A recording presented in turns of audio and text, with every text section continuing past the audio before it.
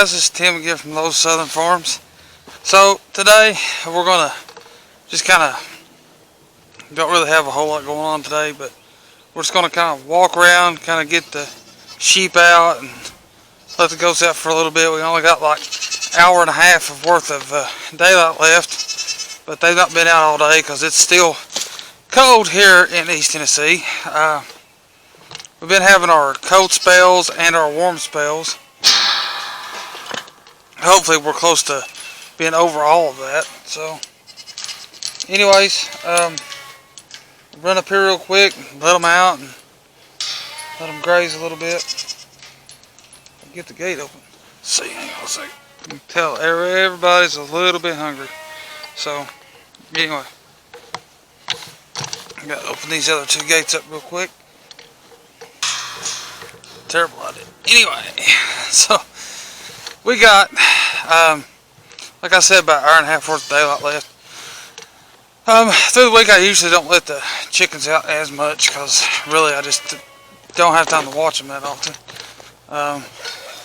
I was home all the time, they'd be out all the time except for at night. But, except for our little chickens, of course, they're kind of, they like to get into mischief. So when we let them out, they usually try to fly over the fence. So, but they're little binies, that's expected. Make it. Go on.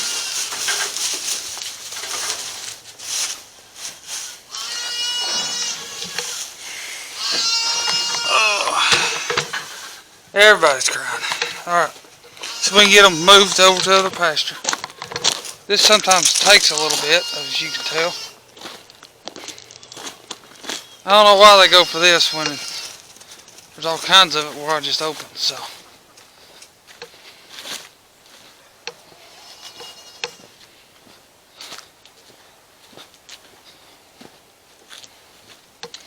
Come on guys, let's go. You know where the food's at. There they go. That wasn't that much of a problem. Anyways, so what we've started doing is kind of doing almost like a semi-rotational graze type thing, to where we let our goats go in the pasture, or lot, what I call it. I don't really call it a pasture. Well, it's not really what I call a pasture. Pasture I consider 100 acres or more, but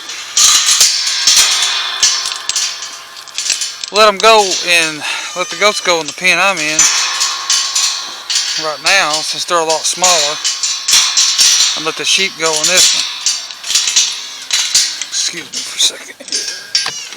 Now, I mean, you could theoretically let the goats and sheep go possibly together, but we just don't like risking that.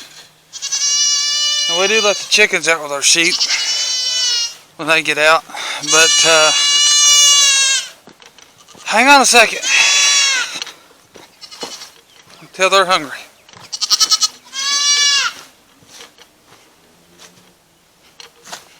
Alright guys, hang on. They don't know what to think about that, I don't think. Hang on.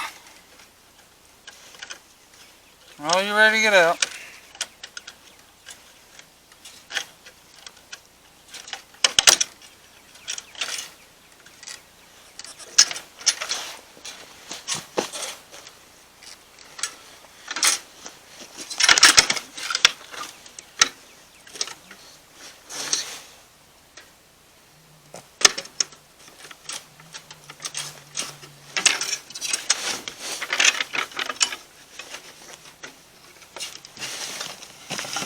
Come on.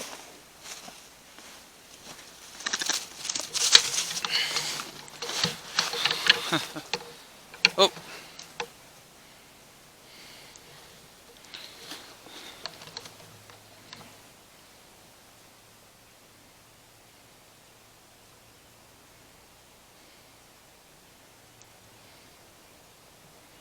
Pretty much straight to grazing. anyways, sorry about the jumpy camera work. So yeah, we don't let them graze with the sheep, just for the simple fact is I don't really want the sheep and the goats together. So we'll say one thing I don't like about my little setup here is I can't get to my pond as easy. So I literally will have to probably put a gate in this pasture, maybe 2 gates to get to it. So, but that's later. But it is a little cold today. I was kind of debating on whether to let them out, but sheep are pretty hardy from what I've read and seen. It's cold right now, but anyway, wind's blowing. Sheep are pretty hardy, as what I've seen and read on, especially the type I have. But I noticed the other day, and you'll kind of pick up on this stuff once you get your animals. You kind of see, you know, kind of like when they're hungry, and that's pretty much a given, especially for goats. So goats usually will let you know that, hey, I'm starving. So and we'll get pretty well mad at you when you don't give them feed. So anyways, like I said, you can let them go together possibly, but from what I've seen, the issue might be what I've read. I've not seen this, but just the goats having the horns and stuff cause a problem. Plus, you know, sheep cannot really eat like the grain and stuff that goats eat if you get a sheep feed or a goat feed. And I don't know why they can't eat all that. I just know they can't. So anyways, just so you guys can see what we've been doing, as we've been cleaning out our goat pens and our sheep pens. Let me turn you guys around. You can see the straw and the wood chips. Now that grass wasn't there a couple months back. Still got a little spot here to work on. We've done the same over here. So instead of just piling this up or throwing it away or anything like that, we decided to repurpose it. So I think it was a good way to do that. But anyways, we do have some plans. I'll probably shoot some more video this weekend on what we're doing. Next thing we got to do, that I'll show you guys. I might take you guys along for this one. I don't know. But been pretty busy between this stuff here at home and work here lately to really video a lot. But we're planning on taking our front yard, believe it or not, and making a garden spot out of it. Some people might ask, well, why would you do something like that? Well, there's 2 reasons I want to do something like that.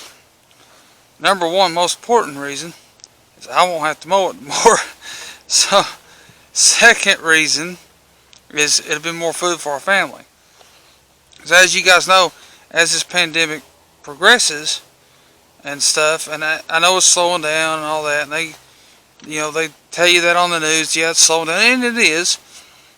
But as it progresses, the supply chain is lessening and lessening, it seems like. You can't get as much as you need in groceries. So that's part of the reason we're going to expand our garden. So our garden spot is this little spot here, which I think I already showed you guys. This little spot here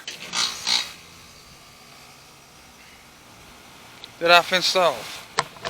Now, our fence is going to serve dual purposes, the next one we put up. Actually 3 purposes if you count. Just extra security. from dogs and stuff like that against our sheep and definitely against our goats. So we're going to kind of double layer our fencing. So we're going to put, what I mean by that is we're going to have this fence that I'm standing in right now, or this paddock, and then we'll have the front yard paddocked off with the garden spot, with a spot for our kids to play, because it's you know, dogs and stuff are so bad around here that it's kind of hard sometimes for our kids to even get out and play and stuff without my wife worrying herself sick over it. So so we're going to go that route, and we'll start that process here pretty soon. So hopefully we'll take you guys along for that ride. These guys are really hungry. Not to change the subject, but just look at them go. So this is why I wanted sheep right here. Not just for the selling of lambs and stuff, but also for mowing my backyard pretty much. During the summer months, this will be awesome. So they've already mowed down quite a bit. You still see some high grass, but they've clipped it. It was higher than that, and they've clipped it all down. So right now they're pretty much in a feeding frenzy. There's our goats in a feeding frenzy as well. Now what the goats are on is some of that stuff that we planted back in the spring. I don't know, I think I showed you guys that on an earlier video.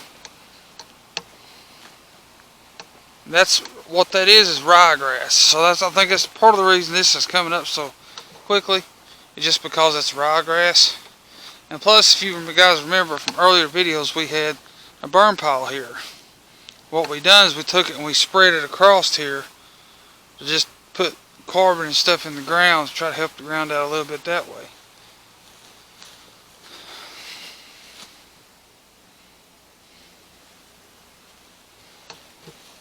You see our goats are pretty much going to town right now. So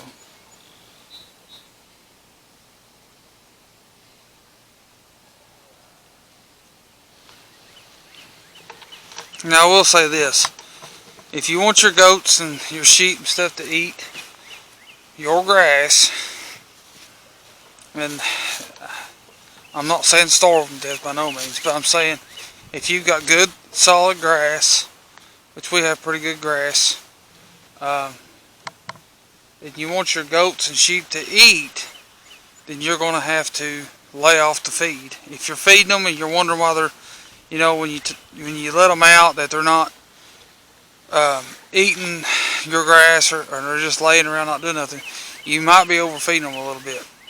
These, what we've been doing is altering. We do our chickens the same way.